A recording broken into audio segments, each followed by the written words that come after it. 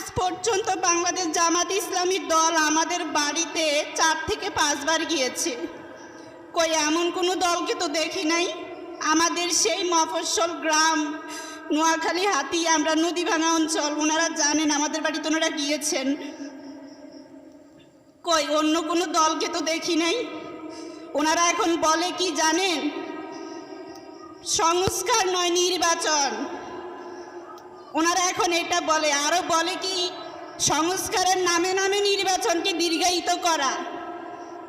আরে আপনারা নির্বাচন পেতেন কোথায় যদি এই শহীদ যারা হতো না তাদের বিচারের কথা তো আপনারা এখন আর বলেন না। তাদের বিচারের কথা বললে বলেন সরকার আছে।